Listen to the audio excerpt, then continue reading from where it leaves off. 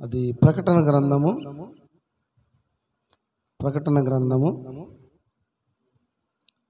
మరి 4వ అధ్యాయము చదువుదామా. ఈ సంగతులు జరిగిన తర్వాత నేను చూడగా అదిగో పరలోకమందు ఒక తలుపు తెరవబడి ఉండెను. మరి నేను మొదట వినిన స్వరము బోరధ్వని వలె నాతో మాట్లాడుతూ వింటిని. ఆ మాట్లాడిన వాడికి ఇక్కడికి ఎక్కి ఇక మీదట జరగబో వాటిని నీకు కనపరచదను. 2వ వచనం. వెంటనే ఆత్మవశుడని ఇదిగో పరలోకమందు ఒక సింహాసనం వేయబడి ఉండెను. సింహాసనం ముందు ఒకడు ఆసీనుడై ఉండెను. దృష్టికి సూర్యకాంతి పద్మరాగిని పోలినవాడు, మరకతము ప్రకాశం వలె ఇంద్రధనుసు సింహాసనం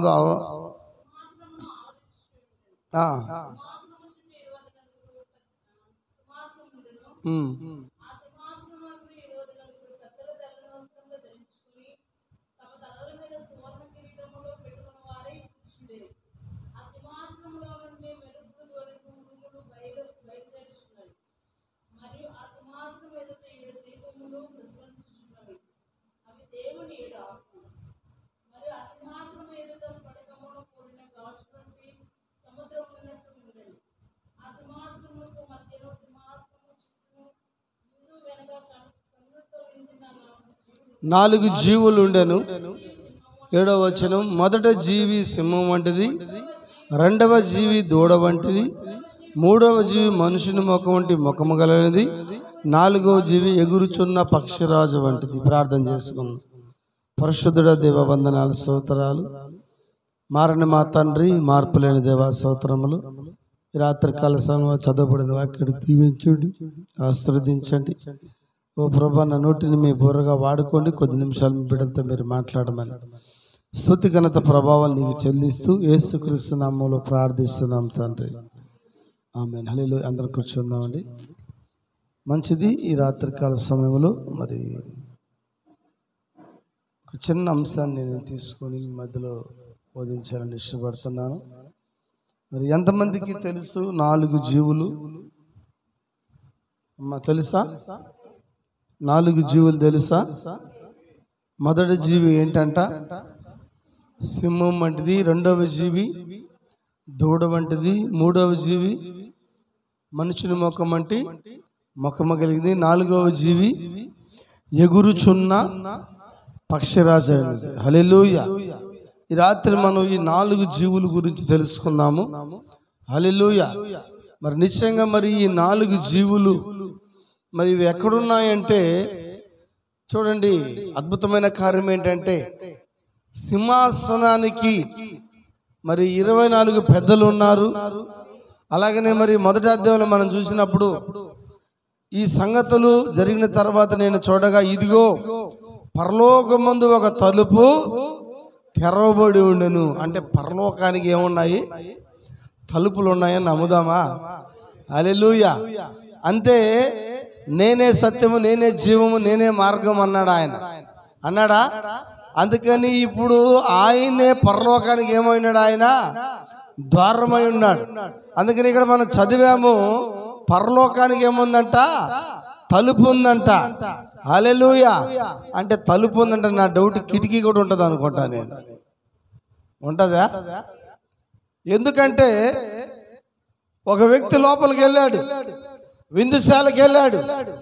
ఓ కూర్చొని తింటున్నాడు. అక్కడ తింటున్నప్పుడు దేవుడికి నేరుగా వెళ్ళి వాళ్ళని అడిగాడు, సహోదరుడా వస్త్రాలు లేకుండా వచ్చావు అన్నప్పుడు వాడు ఏమైనాడు? వాడు మౌని అయినాడు. మౌని అయినప్పుడు దేవుడు వాడు మౌని అయ్యాడని చెప్పి దేవుడు వదిలిపెట్టాడా వాడిని? అవునా? చాలా మంది పాపం చేసి మౌనంగా ఉంటారు. మౌనంగా ఉండడని చెప్పి దేవుడు ఊరుకుంటాడా? ఊరుకోడుగా. హల్లెలూయా. అందుకని వాడు కాళ్ళు చేతులు 2 కట్టి ఏం చేశాడు? ఆయన చీకటి గదిలో పడేశాడు. చెప్పచ్చా? ఆమేన్. అంటే ప్రవక్త ఏమన్నాడంటే వాడి గురించి వాళ్ళు అడిగారు, ఆయనే మార్గం అయితే వాడు మార్గంలో రాలేదంటే వాడు కిటికీలో నుంచి వచ్చినాను అన్నాడు ఆయన. అవునా? పరలోకానికి తలుపులు ఉన్నాయి, కిటికీలు ఉన్నాయి, ఇంకా దారబంధరాలు కూడా ఉన్నాయా? ఉన్నాయా? చూద్దాం. హల్లెలూయా. గుమ్మములు ఉన్నాయా? ఉన్నాయా? 12 గుమ్మములు అంటున్నాయా? ఉన్నాయా? గుమ్మములు ఉన్నాయా? హల్లెలూయా. పరలోకములో ఉన్న నమూనా ప్రకారమే మోషే కింద ఇక్కడ ఆయన ఏం చేశాడు? ఆయన గుడారాన్ని కట్టాడు ఆయన. హల్లెలూయా. చూడండి, 4 జీవులు సింహాసనానికి కావలుగా ఉన్నాయంట. అవునా? ఈ 4 జీవులకి ఎక్కడ కళ్ళు ఉన్నాయమ్మా? లోపట ఉన్నాయి కళ్ళు, అవి బయట ఉన్నాయి కళ్ళు. అందుకని ఇప్పుడు సింహాసనం దగ్గరికి ఎవరు పోవాలన్నా ఈ 4 జీవులు దాటుకొని మాత్రం వాళ్ళు ఎట్టి పరిస్థితుల్లో పోలే. అవునంటారా? హల్లెలూయా. అందుకని కొత్త నిబంధన వచ్చేటప్పటికి మత్తయి, మార్కు, లూకా, యోహాను కూడా 4 జీవులు అయినారు వాళ్ళు. Praise lord. ఈ 4 జీవులు దాటుకొని వాళ్ళు ఎక్కడికి రాలేరంటే అపోస్తల కార్యములకు వాళ్ళు రాలేరు. అవునా? ఎందుకంటే అపోస్తల కార్యములో ఏముంది? అపోస్తల కార్యము 2:38 ఏముంది? పేతురు, మీరు మారు మనసు పొంది పాప క్షమాపణ నిమిత్తము ప్రతి వాడు యేసుక్రీస్తు నామమున బాప్తిసం పొందుడి, అప్పుడు మీరు పరిశుద్ధాత్మను వరమును పొందుదురు. ఈ వాగ్దానము మీకును మీ పిల్లలకును దూరస్తులు అందరికీ ప్రభువైన తన దేవుడు తన యొద్దకి పిలిచిన వారందరికీ చెల్లులని చెప్తున్నాడు ఆయన. అవునా? ఆయన అంటున్నాడు, ఆకాశము భూమి గతించును గాని నా మాటలు ఎంత మాత్రమును కూడా గతించవు. ఆమేన్. ఎందుకు ఈ అపోస్తల కార్యములోకి ప్రజలు రాలేకున్నారు? ఏముంది అపోస్తల కార్యములు అంటే? అపోస్తల కార్యములో పరిశుద్ధాత్మ ఉంది, అపోస్తల కార్యములో దేవుడు ఉన్నాడు. హల్లెలూయా. అందుకనే ఈ 4 జీవులు అపోస్తల కార్యములోకి రానివో మొదటి జీవి ఆపుతాడు వాళ్ళని. ఎవరు మొదటి జీవి? మత్తయ్య. అంతేగా కొత్త నిబంధనలు 4 జీవులు. వాళ్ళు ఎక్కడ తీసుకుంటారంటే మత్తయి సువార్త 28:16 యేసు ప్రభు వెళ్ళిపోతూ చెప్పిన మాట అది. సర్వలోకానికి వెళ్ళి సర్వ సృష్టికి వెళ్ళి సువార్తను ప్రకటించండి, తండ్రి యొక్క కుమారుని యొక్క పరిశుద్ధాత్మ యొక్క నామములోకి బాప్తిజం ఇచ్చుచు నేను ఏ సంగతులు మీకు ఆజ్ఞాపించుతునో వాటన్నిటినీ గైకొనమని చెప్పి మత్తయ్య ఆపేశాడు. పీటర్ ఎన్నిసార్లు నోరు దించుకున్నా, వర్తమానంలో ఉన్న వాళ్ళు ఎన్నిసార్లు ప్రసంగాలు చేసినా నిన్ను కరుణాపీఠం దగ్గరికి రాకుండా చేస్తున్నది మొదటి జీవైన మత్తయే. మత్తయి సువార్త నీకు ఆటంకము. అవునా? మళ్ళా మార్కులకు వస్తారు. నమ్మి బాప్తిసం పొందిన వాడు రక్షించబడును, నమ్మని వాడికి అది కూడా చెప్తాడు. నా యొద్దకు వచ్చేవాడిని నేను ఎన్నడను కూడా తోసివేయును. యేసునందు విశ్వాసం ఉంచేవాడు నిత్య జీవం కలిగిన వాడు. ఏంటి ఇవన్నీ సువార్తలేగా? ఈ సువార్తలు ఏం చేస్తాయి? నిన్ను ఆ 4 సువార్తలు తిప్పుతానే ఉంటాయి నిన్ను. ఎక్కడికి రానీయకుండా, అపోస్తల కార్యంలోకి రానీయకుండా. నువ్వు అపోస్తల కార్యంలోకి వస్తే నిజమైన మారు మనసు ఏందో నీకు తెలుస్తుంది. నువ్వు అపోస్తల కార్యంలోకి వస్తే నిజమైన బాప్తిజం ఏదో నీకు తెలుస్తుంది. నువ్వు అపోస్తల కార్యంలోకి వస్తే ఏదైతే అపోస్తలు పునాది అన్నారో ఆ పునాది మీద నువ్వేమవుతావు? నువ్వు కట్టబడతావు. గూడూరు పీటర్ ఆపడం లేదు, విజయవాడ జాన్ వెస్లీ ఆపడం లేదు. చెప్పచ్చా? రాజమండ్రి వర్తమానం ఉన్న పాస్టర్లు నేను ఆపడం లేదు. పేతురే ఆపేస్తే మేమేం చేస్తాం? ఎందుకంటే ఈ 4 జీవులకు ఏమున్నాయంట? కళ్ళున్నాయంట. మమ్మల్ని నువ్వు మోసం చేయొచ్చు, నిన్ను నువ్వు కూడా మోసం చేసుకోవచ్చు.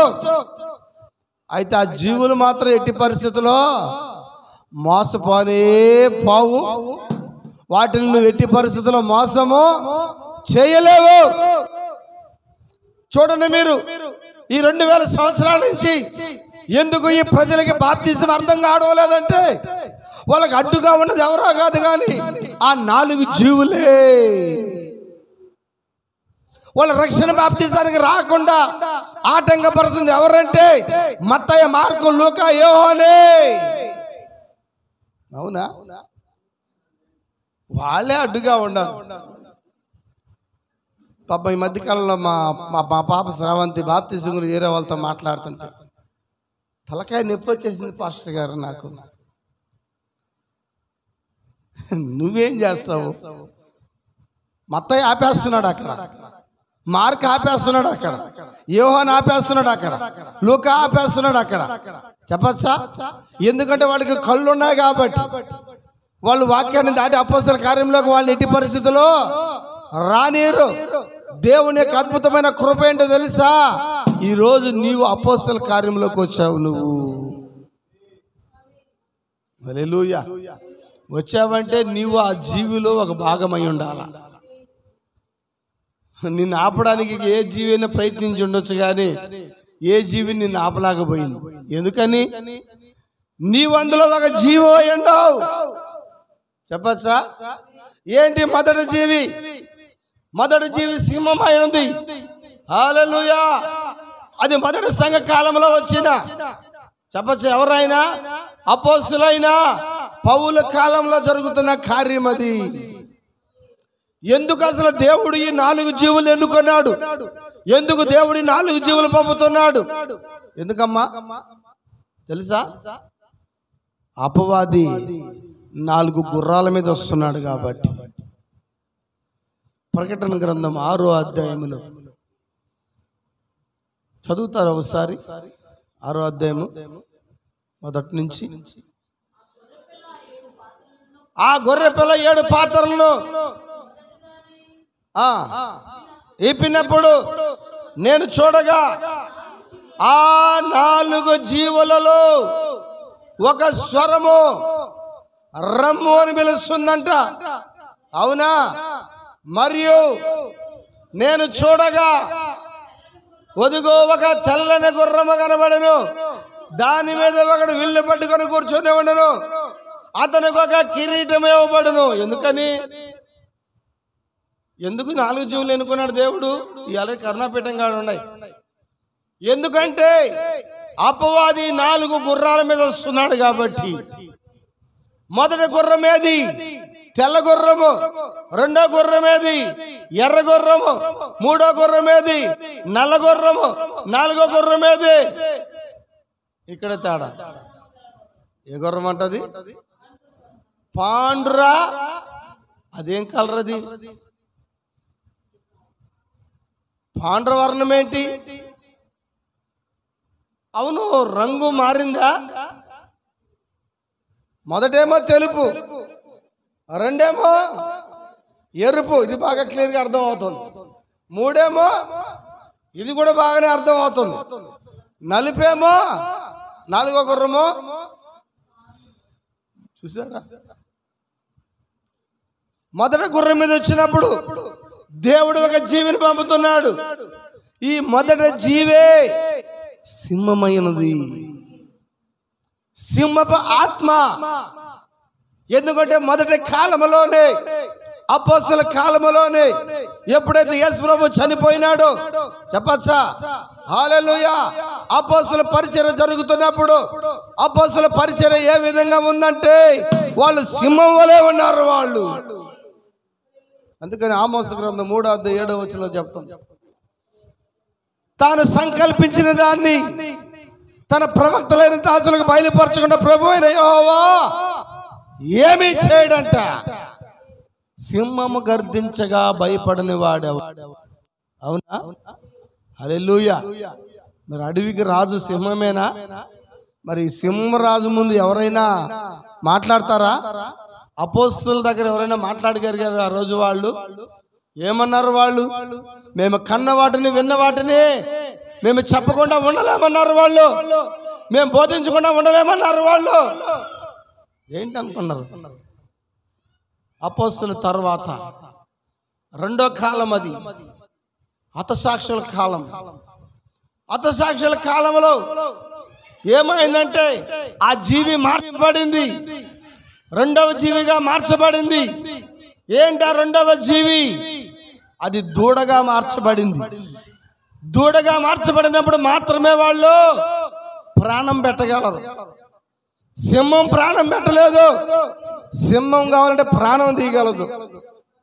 అవునా? వాళ్ళు హతసాక్షులుగా మారాలి అంటే వాళ్ళ సింహపు ఆత్మలో నుంచి వాళ్ళు సాధువైన ఆత్మలోకి రావాలా, మృదువైన ఆత్మలోకి రావాలా, దూడ ఆత్మలోకి రావాలా. దూడ దేనికి సాదృశ్యం అంటే బలికి సాదృశ్యమైంది. అవునా? అది హతసాక్షుల కాలము. ఇప్పుడు హతసాక్షుల కాలమా? రాబోద్దులే ఉండు, పోదువులే ఉండు, సత్యదానికి పోదువులే ఉండు. హతసాక్షుల కాలము దాటింది. సింహం కాలంలో ధైర్యంగా నిలబడిన అపోస్తలులు హతసాక్షులుగా మారారు. వాళ్ళు ఒకే ఆత్మ జీవులు మార్చుతా వస్తాం. ఎప్పుడైతే హిట్లర్ కాలంలో చెప్పచ్చా కొన్ని లక్షల యూదులు చనిపోయినారు. ఆ కాలంలో, సింహపు కాలంలో అపవాదికి అపజయమే. దూడ కాలంలో అపవాదికి అపజయమే. దాని తర్వాత మూడో కాలం వచ్చేటప్పటికి ఏం జీవమ్మ? మూడో జీవి మనుషుని ముఖం. హతసాక్షులకు అందరినీ చంపి పరిశుద్ధ గ్రంథాన్ని లాక్కొన్నారు వాళ్ళు. ఎవరు వాళ్ళు లాక్కొనింది? రోమన్ సేన. రోమన్ సేన 1220 సంవత్సరాలు వాళ్ళు బోధించారు, ప్రకటించారు. ఎవరి చేతిలో బైబిల్ లేదు. వాళ్ళు ఏది చెబితే అదే శాసనం. వాక్యం కరువైపోయింది, బైబిల్ కరువైపోయింది. బైబిల్ ఇదిగో యొక్క క్యాథలిక్ చేతిలోకి వెళ్ళిపోయింది. చెప్పచ్చా? పాప పరిహార పత్రాలు అమ్మారు వాళ్ళు. అవునా? ఆమేన్. దాని తర్వాత అక్కడ ఒక జీవి ఉన్నాడు. ఎవరా జీవి? మూడవ జీవి. ఎవరాయన? మనుషుని ముఖం. ఎవరా మనిషి? ఆయనే మార్టిన్ లూథర్ అయి ఉన్నాడు. భయంకరమైన దౌర్భాగ్యమైన కార్యం ఏంటంటే లూథర్నోళ్ళకే ఆ బైబిల్లో ఉన్న లూథర్ని తెలియలే. తెలుసా? నేను చాలా మంది లూథరన్స్తో మాట్లాడా. బైబిల్లో మూడవ జీవి మార్టిన్ లూథర్ అయ్యా. ఆ మనిషిని ముఖం ఎవరో కాదు. ఆ క్యాథలిక్ సిద్ధాంతాల్లో కూర్చొని, ఆ క్యాథలిక్ ఆరాధనలో కూర్చొని, ఆ బొమ్మలకు మొక్కుకుంటూ, ఆ ధూపాలు వేసుకుంటూ అక్కడ ఉన్నప్పుడు ఆయన దగ్గరకు వాక్యం వచ్చింది. మనుషుడు విశ్వాస మూలముగా జీవించును కదా, నేనేంది ఇక్కడ ధూపాలు వేయడము అని. మీరు చేసే ఆరాధన తప్పు, మీరు చేసే భక్తి తప్పు, మీరు చేసే ఈ గుండ్లు కొట్టే తప్పు, మీరు వేసే ఈ మాలేసే తప్పు. చెప్పచ్చా? అదేనా? మీ గుడిదల ఆరాధన తప్పు, మీ కొత్త కోడల ఆరాధన తప్పు. ఇంకా ఏ ఊరు అదే? వేలాంగిని మాత. ఏ ఊరు అదమ్మా? నాగూరు నాగపట్నం ఆరాధన తప్పు. ఎన్ని తప్పు అని చెప్పి మార్టిన్ లూథర్ ఏం చేశాడు? బైబిల్ తీసుకుని బయటకు వచ్చినాడు. ఎన్ని అధ్యాయాలు తీసుకొచ్చినాడు ఆయన? ఎన్ని పుస్తకాలు తీసుకొచ్చినాడు బైబిల్ని? ఎన్ని గ్రంథాలమ్మా బైబిల్ ఉన్నది? 66 పుస్తకాలు. ఎందుకు 66 పుస్తకాలు తెచ్చాడంటే ఒక ప్రవక్తను వెంబడిస్తాడు కాబట్టి. ఆయన యెషయా 66 పుస్తకాలు ఉన్నాయి కాబట్టి బైబిల్ 66 గ్రంథాలు తీసుకొచ్చినాడు ఆయన. లూథరన్ కాలం కూడా వెళ్ళిపోయింది. తర్వాత ఏ కాలం వచ్చింది? నాలుగవ జీవి ఏంటి? ఎగురుచున్న పక్షిరాజు. ఇది ఎలాంటి కాలం అంటే భయంకరమైన కాలం. ఈ కాలము ఎందుకంటే 4వ గుర్రం మీద వచ్చుచున్నవాడు మృత్యు అని పేరు రాయబడి ఉంది. మొదటి గుర్రం మీద వచ్చుచున్న వాడికి కిరీటం ఇవ్వబడింది. 2వ గుర్రం మీద వచ్చుచున్న వాడికి ఖడ్గం ఇవ్వబడింది. 3వ గుర్రం మీద వచ్చుచున్న వాడికి త్రాసు ఇవ్వబడింది. మరి 4వ గుర్రం మీద వచ్చుచున్న వాడికి ఏమిచ్చారమ్మా? నేమ్ ఇచ్చారంట. వాడికి పేరు ఇచ్చినారంట. ఆడి పేరేనా ఎంగటి సుబ్బయ్య? ఆడి పేరేనా తిప్పయ్య? ఏం పేరంట ఆడి పేరు? మరణం అంట. మరణం అనే పేరు ఎవరైనా పెట్టుకుంటారా? వాడికి ఇష్టం ఆ పేరు. అందుకని 4వ గుర్రం మీద వచ్చుచున్న వాని పేరు మృత్యువు. భూమి మీద మనుషులను చంపడానికి, భూనివాసులను చంపడానికి వాడికి అధికారము ఇవ్వబడింది. దేవుడే ఇచ్చాడు. ఎవరికి? వాడికి, అపవాదికి. అపవాదికి చంపే అధికారం ఇచ్చినాడు. ఆ లిస్టులో నీ పేరుంటే ఎవరు అడ్డం రాదు, దేవుడు కూడా అడ్డం రాదు. కరోనా టైంలో బోధించా నేను. మరణం మీద వాడికి అధికారం ఇచ్చాడంటే గూడూరులో ఎంతమంది చచ్చిపోతారో లిస్ట్ ఒకటి కూడా వాడు కాడిచ్చున్నాడు. ఆ లిస్టులో నీ పేరు ఉందనుకో, నువ్వెన్ని శాండిలైట్లు పూసుకున్నా చచ్చిపోతావు. అవునా? నువ్వు శాటిలైట్లు పూసుకొని స్నానం చేసిరా, ఆ లిస్టులో నీ పేరు లేదనుకో, హల్లెలూయా, మరణం నీ దగ్గరకు రాలేదు. కరోనా టైంలో మరణం యొక్క వార్డులో పోయేసి వచ్చినా నేను. అపోలో హాస్పిటల్లో పోయేసి వచ్చిన, గవర్నమెంట్ హాస్పిటల్ లోపల పోయేసి వచ్చిన, గుంటూరు ఎన్ఆర్ఐ హాస్పిటల్ లోపలికి వెళ్ళేసి వచ్చిన. చెప్పిన లిస్టులో నా పేరు లేదని చెప్పిన. హల్లెలూయా. అవునా? ఇప్పుడు పాకిస్తాన్కి ఇండియాకి యుద్ధాలు మరలా లిస్ట్ ఇచ్చినాడు వాడు. కాడ టార్గెట్ చేయాలనుకుంటా. అందులో నీ పేరున్నా కూడా కరెక్ట్గా నీ ఇంటి మీదే పడుతుంది బాంబు. నీ పేరు లేదు అనుకో, నీ పక్కింటోడి మీద పడినా నీకేం కాదు. దేవునికి స్తోత్రం. ఈ 4వ జీవి ఏంటమ్మా? అది ఎగురుచున్న పక్షిరాజు. మొదటి జీవి పుడతానే ఏం తాగుతుందమ్మా? పాలు తాగుతుంది. సింహం పుడతానే ఏం తాగుతుందమ్మా? పాలేనా? అయ్యా అంతేనా? 2వ జీవి దూడ పుడతానే ఏం తాగుతుంది? పాలే తాగుతుందా? 3వ జీవి మనిషిని ముఖం పుడతానే ఏం తాగుతాడా? ఆయన పాలే తాగుతాడా? 4వ జీవి ఎగురుచున్న పక్షిరాజు పుడతానే ఏం తాగుతుంది? రక్తం తాగుతుంది. అవునా? ఆ పక్షిరాజు తన బిడ్డలకి ఆహారం. దానికన్నా ముందు ఆ పక్షిరాజు అంట ఒక గొర్రెని చంపి తీసుకొచ్చి గూడు కట్టి ఆ గూట్లో యొక్క బొచ్చు యొక్క గొర్రె యొక్క చర్మం వేసి అందులో పడుకోబెడుతుంది, గుడ్లు పెడుతుంది, దాంట్లో పొదుగుతుంది. ఆ యొక్క గొర్రె చర్మంలో పక్షిరాజు పిల్లలు హాయిగా ఉంటాయంట. యేసుక్రీస్తు అనే గొర్రె పిల్లలు పక్షిరాజులో హాయిగా ఉంటాయంట. పక్షిరాజు బయటికి వెళ్ళి ఆహారం తీసుకొచ్చి వాటికి రక్తం పెడుతుందంట, మాంసం పెడుతుందంట. అది చిన్న వయసులో నుంచి రక్తము తాగడం, మాంసము తినడము దానికి అలవాటు. 3 జీవులు అంటే ఆహారం తిందు, దాని ఆహారమే సపరేట్. 3 జీవుల ఆహారం వేరు, పక్షిరాజు ఆహారం వేరు. 3 జీవులు భూ సంబంధమైన నాలుగవ జీవి ఇదిగో ఆ యొక్క పర సంబంధమైనది.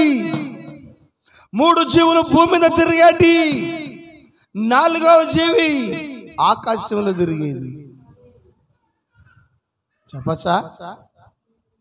హల్లెలూయా. అందుకని అన్నాడు దేవుడు, నిత్య జీవం కావాలని 70 మంది ఆయన దగ్గరకు వస్తే ఏమన్నాడు ఆయన? నా శరీరం తిని నా రక్తము తాగితే నిత్య జీవం కలిగేవాడు, అంత్య దినముల వారిని నేను లేపుతానన్నాడు ఆయన. 70 మంది వెళ్ళిపోయినారు. యూదా ఇస్కరియోతు పోలేదు కదా అప్పుడు, వాడు ఉన్నాడు. 70 మంది ఎందుకు వెళ్ళిపోయినారు? ఈ మాటలు చాలా కఠినంగా ఉన్నాయి, మోషే బోధకి వ్యతిరేకంగా ఉన్నాయి. రక్తము తాగడం ఏంటి? మన మోషే దైవజనుడు రక్తాన్ని చిందించమన్నాడు కదా, బలి ఇచ్చినప్పుడు రక్తాన్ని ఇళ్ళ ద్వారబంధుల మీద కొట్టుకున్నాడమన్నాడు కదా. ఈయనొచ్చి ఏకంగా తాగమని చెప్తున్నాడే, ఇది దుర్బోధ మామూలు బోధ? ఈయన మోషే కన్నా పెద్ద పాస్టరా అనుకుంటున్నారు. 70 మంది వెళ్ళిపోయినారు. వెళ్ళిన వాళ్ళ గురించి ఆయన ఏం మాట్లాడాలి. ఈరోజు కొంతమంది సంఘాల్లో ఉండరు, పాస్టర్ వెళ్ళిపోయిన వాళ్ళ గురించి తిట్టి తిట్టి తిట్టి తిట్టి తిట్టి తిట్టి పోతే పోని ఏమైంది? ఢిల్లీ నుంచి గల్లీ దాకా సంఘాలన్నీ చీలినాయి. శీలన సంఘం ఏదైనా ఉందో చెప్పు నాకు. ఒక్కటుందా వర్తమాన సంఘంలో శీలన సంఘం? నాకు చూపించండి ఎవరైనా ఉంటే. దేవుడే బద్దలు కొడుతున్నాడు ప్రతి సంఘాన్ని. ఎందుకని? ఆయన సంఘాన్ని వధువుని వేరు చేస్తున్నాడు. ఆయన ఫిల్టర్ చేస్తున్నాడు. ఆయన దేవుడే ఫిల్టర్ చేశాడు. నువ్వేం అడ్డుపడతావయ్యా? పరలోక చర్చినే చీల్చుకొని వచ్చేసినాడు వాడు. నీ చర్చ్ అంత ఆఫ్టర్ ఆల్. చెప్పచ్చా? చెప్పచ్చా? ఎన్నో భాగం తీసుకొచ్చినాడు, 3వ వంతు 4వ వంతు తీసుకొచ్చేసినాడు అంటున్నాడు. అవునా? దూతల ఆరాధిస్తుంటే పరలోకంలోనే దూతల ఆరాధన దూతలే తీసుకొచ్చేసినాడు భూమికి. నువ్వెంత కట్టలైనా వేసుకో, నువ్వెన్ని మర్మాలైనా బోధించుకో, వింటుండా? నువ్వెంతైనా బోధించుకో, దేవుడు పగలగొట్టేటప్పుడు ఎవరు ఆపలేరు.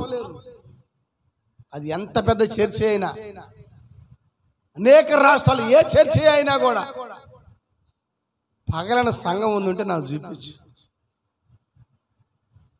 మా చర్చిలో ఎవరు వెళ్ళిపోలేదు అని ఒక పాస్టర్ని చెప్పమని చెప్పు. వర్తమానంలో ఉన్న పాస్టర్ చెప్తారా?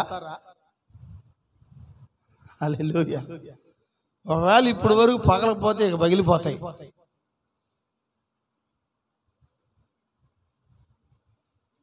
దేవుడే చేస్తున్నాడు కార్యాలు.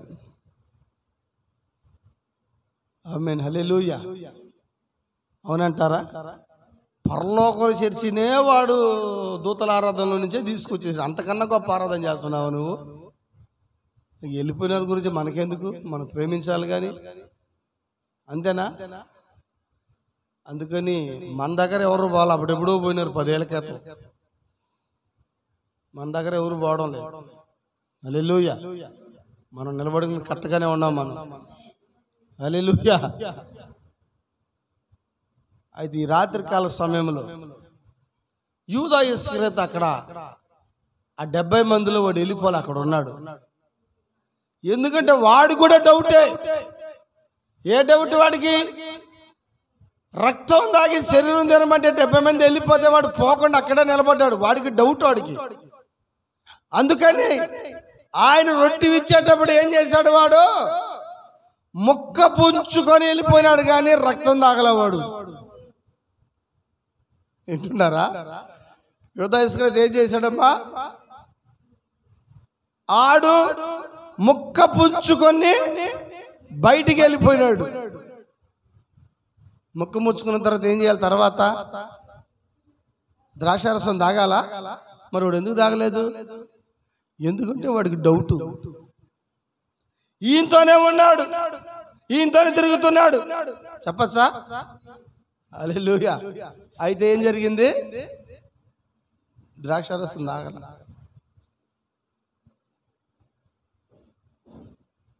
ఈ రాత్రికాల సమయంలో రక్తం తాగే ప్రజలు ఇక్కడ ఉన్నారు. వాళ్ళే పక్షిరాజులు ఉన్నారు. 4వ జీవి వర్తమానంలో మనం అన్నాం. ఈరోజు ఇది 4వ జీవి కాలం. ఇది హల్లెలూయా. ఇది పక్షిరాజు కాలం. ఇది అవునంటారా? ఆమేన్. అందుకని పక్షిరాజు దూరపు చూపు కలిగినది. అది ఎంత ఎత్తులో ఎగరగలదు, వాక్యాన్ని అంత లోతుగా చూడగలదు, పాపిని కూడా అంత లోతుగా చూడగలదు. దేవునికి స్తోత్రం కలుగును గాక. ఈ రాత్రికాల సమయంలో దేవుడి వాక్యాన్ని దీవించును గాక. ఆమేన్. చూడండి.